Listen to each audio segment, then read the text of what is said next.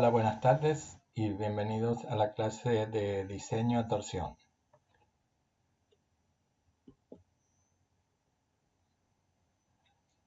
Bueno, hay ciertos casos en que pueden actuar en las vigas de hormigón armado solicitaciones de torsión. Estas, como ustedes saben, tienden a hacer girar al elemento con respecto a su eje longitudinal. En general, en elementos de hormigón armado, la torsión está acompañada de momentos flectores y esfuerzo de corte. Es muy raro que se presente sola, o sea, torsión pura. En el hormigón armado debemos distinguir dos tipos de solicitaciones debidas a torsión. Por un lado están las que llamamos torsión de equilibrio o torsión primaria. En este caso, la torsión es imprescindible para el equilibrio de la estructura y no es posible una reducción del valor del momento torsor. Tenemos aquí unos ejemplos de lo que sería la torsión primaria o de equilibrio. Fíjense, una losa en voladizo apoyada sobre una viga, aquí lo mismo.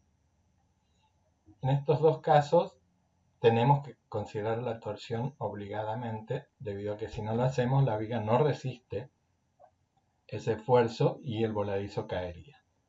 Lo mismo sucede en este caso donde hay una viga en ménsula o voladizo también de viga, pero que tiene una carga excéntricamente aplicada con otra pequeña mensulita acá. O sea que hace girar a esta viga por efecto de la torsión. Si la viga esta no puede resistir torsión, el sistema colapsa. Entonces, todos estos casos son torsión primaria. Tenemos también por el otro lado lo que sería la torsión de compatibilidad o torsión secundaria. En este caso, la torsión no es imprescindible para el equilibrio de la estructura y la misma resulta de la compatibilidad de formaciones entre elementos. Fíjense acá en el esquema, tenemos una losa apoyada en dos vigas, sigue hacia otra viga más allá. ¿Y qué sucede? Debido a la compatibilidad de formaciones y que se hormigonó todo junto, o hay una rigidez al hormigonar aquí en este apoyo, la losa al deformarse arrastra en esa deformación a la viga que por lo tanto gira, tiene torsión. Pero esta torsión es secundaria, dado que si no la consideramos va a producirse una pérdida de rigidez, se puede fisurar aquí arriba y la viga está retoma su posición anterior, pero no hay ningún colapso de esta losa porque sigue apoyada en las dos vigas. Lo único que no se considera es la torsión. Podemos considerar la torsión también. En este caso el reglamento permite una reducción de los valores de los momentos torsores acompañados de la correspondiente redistribución de solicitaciones en toda la estructura. Es lo que sucedería según se ve en estos gráficos. Si nosotros tenemos una viga de borde rígida a la torsión, en el mismo caso anterior, acá lo que aparecería es un momento en el apoyo. Sin embargo, si nosotros decimos que no vamos a considerar, o sea, la hacemos flexible a la torsión, no la consideramos, ese momento desaparece o es muy pequeñito. Cuando se trata entonces de torsión de compatibilidad o secundaria, en general lo que hacemos es considerar rigidez torsional nula y despreciamos directamente la torsión. Por lo tanto, solo dimensionaremos a torsión en el caso de que ésta sea imprescindible para el equilibrio de la estructura, o sea, en los casos de torsión primaria.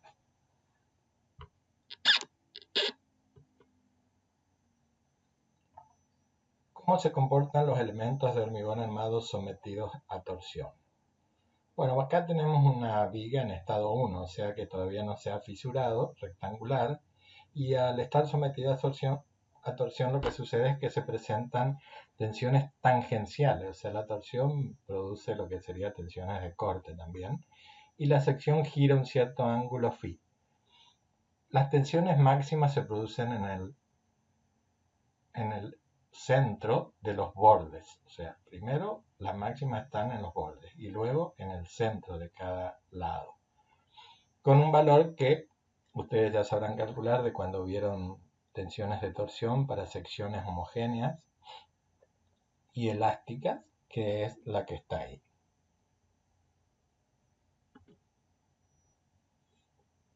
Para elementos de hormigón armado, cuando tenemos tensiones principales y grandes, ¿qué sucede?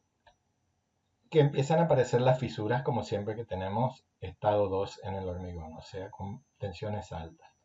Y fíjense cómo es el cuadro de tensiones principales o tensiones de tracción y compresión. Acá tenemos la de compresión, acá las de tracción, en la viga. También aparece el cuadro de fisuras que podemos ver abajo, o sea que las de tracción son normales, entonces a las fisuras vemos que aparecen fisuras en todas las caras de la viga o elemento. En este caso es un elemento sometido a torsión pura, no tiene otras solicitaciones. Se realizaron ensayos en barras de sección llena y también de sección hueca, con iguales dimensiones exteriores y con la misma armadura transversal y longitudinal. Lo que se comprobó en este caso es que luego de aparecer las fisuras en espiral originadas por la torsión, el comportamiento de la barra de sección maciza y el de la hueca eran aproximadamente iguales. Acá se puede ver un gráfico, momento torsor contra ángulo específico de torsión, o sea el giro. Fíjense que los valores se aproximan acá arriba en los casos de valores últimos y tenemos superposición de las líneas. De esto se desprende que luego de aparecer la fisuración, una sección maciza de hormigón armado se comporta como si fuera una sección hueca.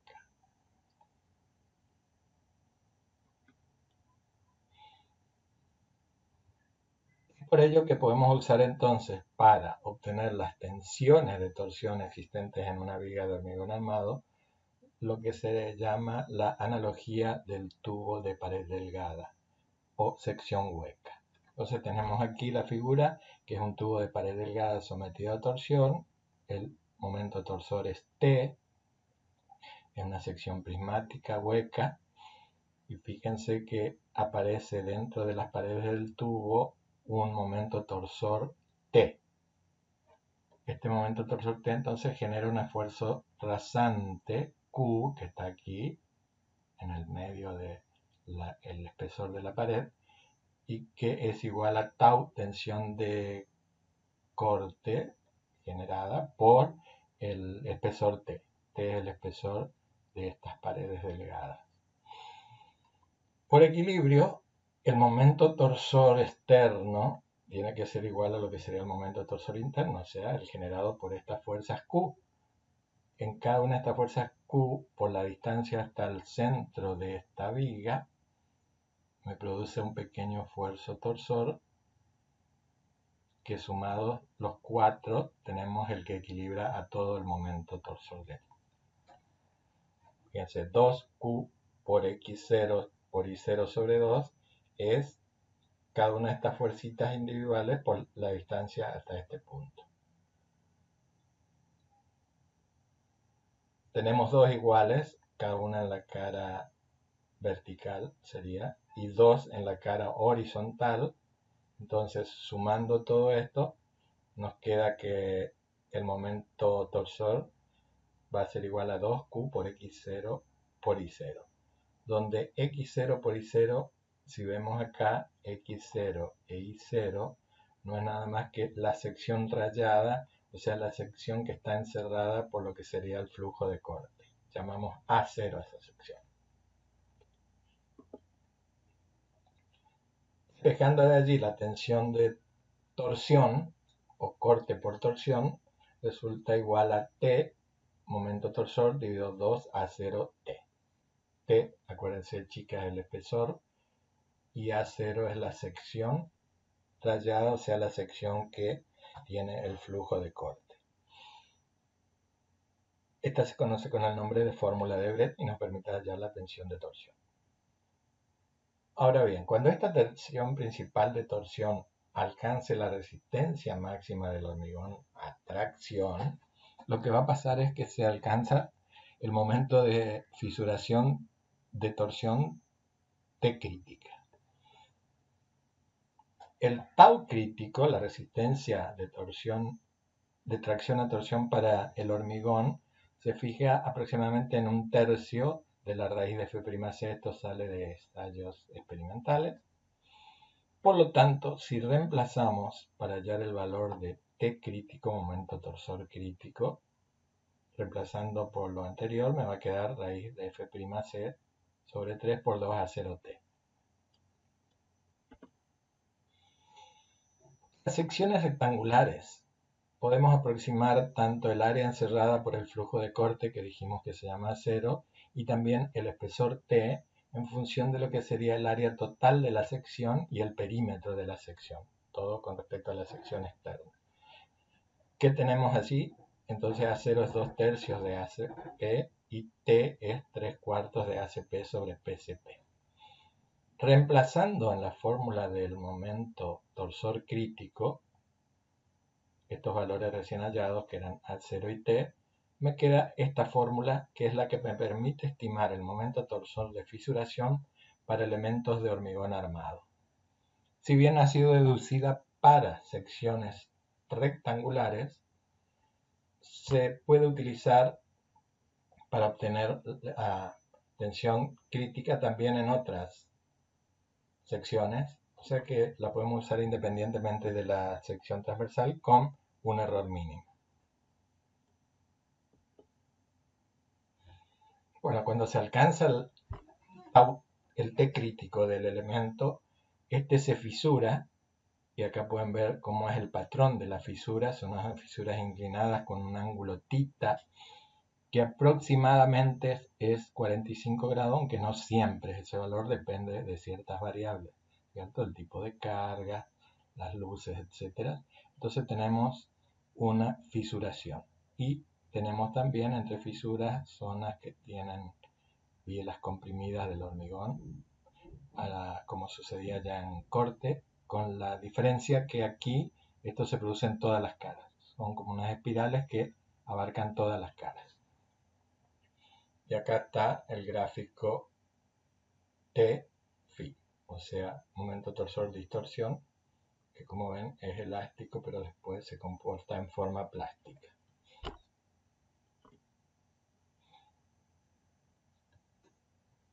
Para tener ahora la resistencia a la torsión de un elemento como una viga, lo que vamos a hacer es utilizar también aquí un modelo o analogía de un reticulado. Lo único que este es un reticulado espacial. En él vamos a tener cordones longitudinales traccionados ahora. Cordones longitudinales traccionados, diagonales de hormigón comprimidos, inclinadas el ángulo θ, y también montantes verticales formados por estribos. En el caso de torsión no usamos barras dobladas.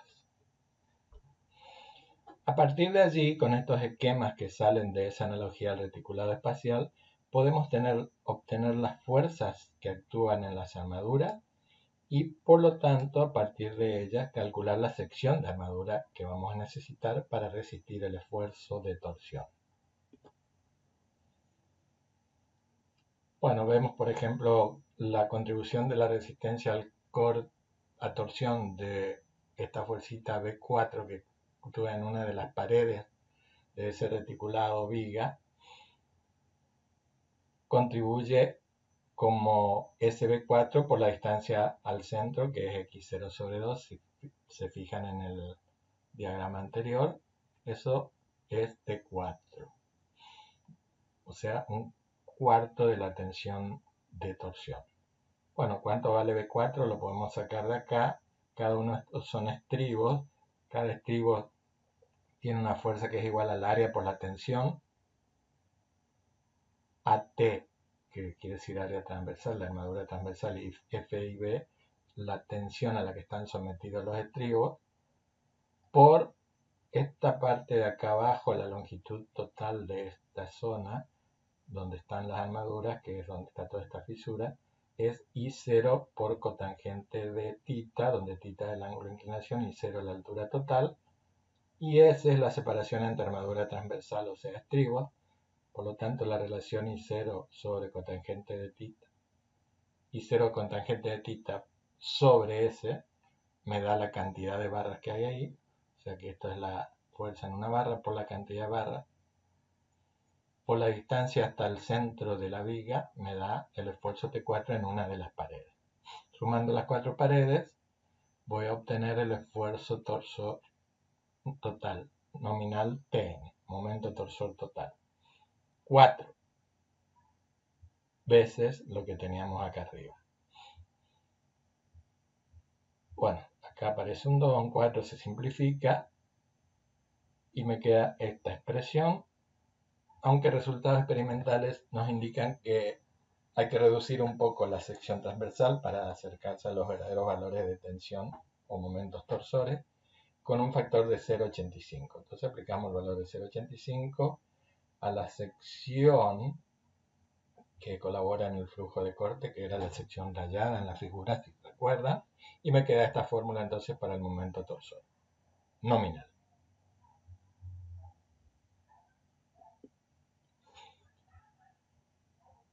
Por otro lado, las diagonales comprimidas, acá tenemos el esfuerzo en una diagonal comprimida a partir del esfuerzo vertical V4 en la armadura, también generan fuerzas longitudinales de tracción. Efectivamente, acá vemos cómo V4 se descompone en esta inclinada y en esta horizontal. V4 cotangente de θ. Entonces, tenemos una fuerza en cada cara, sería delta N4, que es V4 por cotangente de θ. V4 habíamos sacado ya previamente, multiplicado a su vez por otra vez por cotangente de θ, me queda cotangente cuadrada de θ. Y si sumamos las 4 caras, porque la fórmula anterior era para una cara, tenemos la suma entonces de todas esas fuercitas longitudinales, me queda el delta N, reemplazando, teniendo en cuenta que una de las dimensiones x0 y la otra es y0, me va a quedar acá esta suma, y 2 veces x0 más y0 no es nada más que el perímetro del área encerrada por el flujo de corte, que se llama pH. Entonces, reemplazando por eso, tenemos esta formulita que me permite entonces hallar la fuerza longitudinal total. Para esta armadura longitudinal hay que colocar entonces una armadura que me resista la fuerza delta N. La armadura va a ser igual a la sección por la tensión, ¿no es cierto? Y acá L, el subíndice L solo indica longitudinal, y esta es la tensión de fluencia de la armadura. Por lo tanto, me queda que AL, el área de la armadura longitudinal, es igual a esto, donde hemos reemplazado, ¿cierto?, por delta N. Tenemos este valor.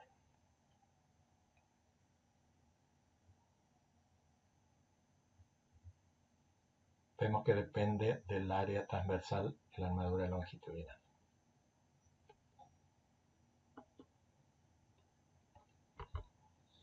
En hormigón armado, la situación más usual es la en la que actúa simultáneamente tanto la torsión con la flexión y corte. Es muy raro encontrar estructuras de hormigón armado actuando solo a torsión pura. Entonces, tenemos que tener en cuenta esas otras solicitaciones. Fíjense lo que sucede para tensiones de corte y torsión. Por ejemplo, si la sección fuera hueca, este es el flujo de las tensiones de torsión o los esfuerzos de torsión. Giran alrededor de este perímetro, de la zona externa. Y corte, como el corte es vertical, tenemos que actúan las dos en la misma dirección.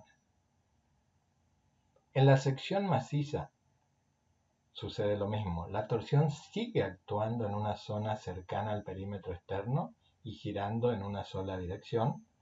En cambio, el corte colabora a lo largo de toda la sección. Por lo tanto, vamos a ver ahora cómo combinamos los esfuerzos de corte, cuya tensión de corte se saca con esta fórmula que ya la habíamos visto cuando vimos el tema corte, y la tensión de torsión con la fórmula de Brett que la acabamos de ver ahora, en esta clase. Si la sección fuera hueca, estas tensiones tenemos que sumarlas porque en una de las paredes se suman. Entonces, sumadas directamente cada una de ellas, me queda esta fórmula. Sin embargo, en sección maciza, la torsión se distribuye alrededor del perímetro, pero el corte lo soporta toda la sección transversal. Un mejor valor de la tensión máxima se obtiene ahora con la raíz cuadrada de la suma de los cuadrados de cada una de las tensiones, la de corte y la de torsión. Me da una mejor aproximación al valor real del tau máximo. Suma de torsión más corte. Vemos cómo hace entonces el reglamento para verificar la resistencia a torsión de una viga. Primero hay que recordar que tenemos que cumplir la ecuación general esta de que phi por el momento torsor nominal sea mayor o igual que el momento torsor último. O sea que la resistencia tiene que ser mayor que la demanda como siempre. TU es el momento torsor último producido por las cargas externas mayoradas. Phi, el factor de reducción de resistencia, que para torsión también se toma 0,75, igual que en corte. Y Tn, la resistencia nominal a torsión, que se calcula con la fórmula que habíamos visto antes.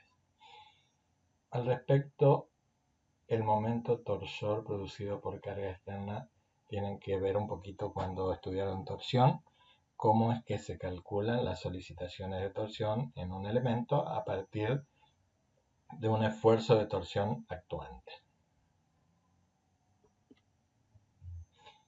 Acá tenemos un poquito lo que es el A0H, el área sombreada, que ahora le llaman 0H el reglamento, que es la siguiente, ¿cierto? Vamos a considerar que va hasta el eje de la armadura transversal, o sea, sería el estribo, ese es el límite de la sección 0A, A0H. Si la sección es hueca, no hay ningún problema, sigue siendo la misma, porque en este caso el hueco se sigue contando. Si es una viga placa, actúa solo el nervio o podemos hacer colaborar también las alas. En ese caso hay que colocar armadura, pero teniendo en cuenta las siguientes dimensiones de cuánto puede ser el valor del ala, de cada ala. Tiene que ser 4HF, pero menor que H menos HF. Y les recuerdo entonces que va hasta el eje del estribo. Ahora, si el momento torsor es chico, chico nos quiere decir menor que el 25% del momento de fisuración, la torsión puede ser ignorada. En ese caso, no dimensionamos a torsión la viga. Entonces acá está la fórmula que se tiene que cumplir. TU sobre phi, o sea, Tn si quieren, menor que 0,25 de lo que era el momento torsor de fisuración. Ahora, una vez superado ese límite, no queda otra que dimensionar el elemento a torsión, o sea, colocar las armaduras necesarias para que resista el momento torsor, además de otras solicitaciones si es que las hubiera. Igual que en corte tenemos, según el reglamento, algunas secciones críticas en las que deberíamos hallar torsión. El reglamento nos permite tomar la torsión TU a una distancia D desde el filo del apoyo o cara. O sea que nos podemos alejar un poquito hacia el interior de la viga, con lo cual, según el tipo de tensiones de torsión que existan en la viga, puede ser que disminuyamos o no el esfuerzo de torsión. Para evitar la falla por compresión en las diagonales del reticulado, al igual que en esfuerzo de corte, la máxima tensión tangencial no debe superar el valor que es el mismo ya usado para corte. Sigue siendo una tensión tangencial. Ahora, este es el límite.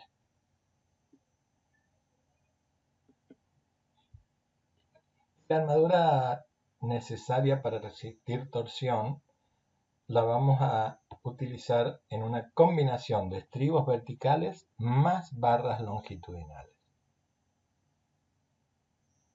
Los estribos los calculamos con la fórmula que ya vimos para estribos.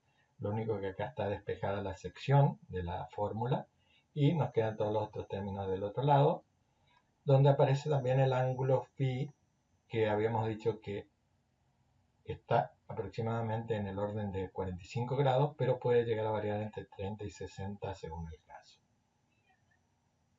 Si tomamos 45 estamos bien.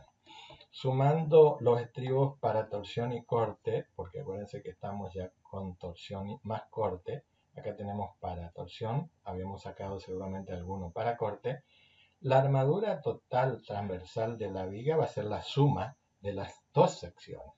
Las necesarias para corte, que está aquí, ambas divididas por la separación para que nos den centímetro cuadrado por metro, y la de torsión también. Lo único que, como habíamos dicho, que el corte colabora en toda la superficie de la sección, pero la torsión solo trabaja en una de las caras, tenemos que poner el doble de armadura de torsión. Para prevenir fallas súbitas por tracción diagonal también se debe cumplir que exista una armadura mínima para estribos, que es la misma que habíamos puesto para corte. El valor es el mismo, pero ahora acuérdense que para hallar esa es la suma de las dos, de la de torsión y la de corte. Nuevamente 2 para la armadura de torsión. Y con una separación máxima de estribo para controlar la fisuración que no sea mayor que pH sobre 8, era el perímetro de la zona interna o rayada, y 30 centímetros,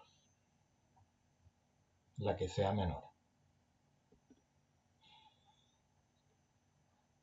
Bueno, recuerden que también tenemos armadura longitudinal para resistir torsión, la hallamos con la fórmula también que habíamos visto ya, donde despejamos AL, la sección de armadura longitudinal, y nos queda también en función de cotangente cuadrada de phi, donde phi es el mismo que adoptamos para estribos.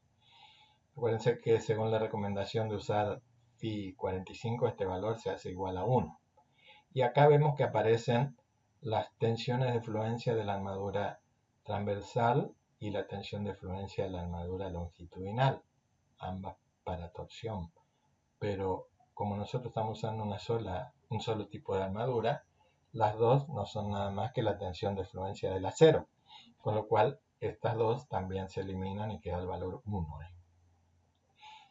Bueno, nos pide un mínimo de armadura longitudinal para torsión, cuyo valor está aquí en la fórmula, y nos pide que este valor área de la armadura transversal sobre la separación sea por lo menos mayor o igual al concepto de BW sobre FI.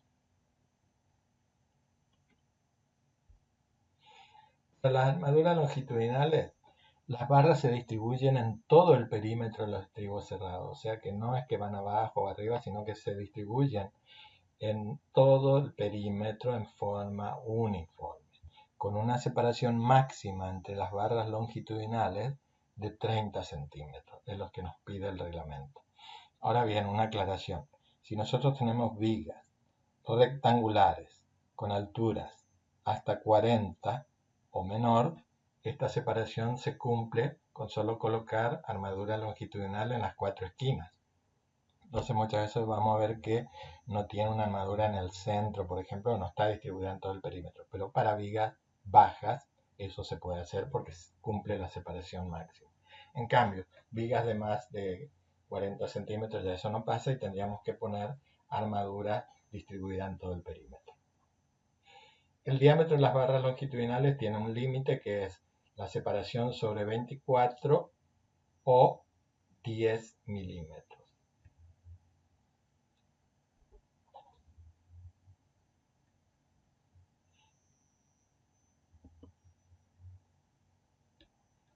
Aquí hay algunos detalles de la armadura de torsión para que ustedes vean cómo se pone, pero en una viga rectangular. Entonces tenemos la armadura que son estribos y también las barras longitudinales. Todo esto es para torsión, pero ya puede estar combinada con las otras solicitaciones, flexión y corte, ¿cierto?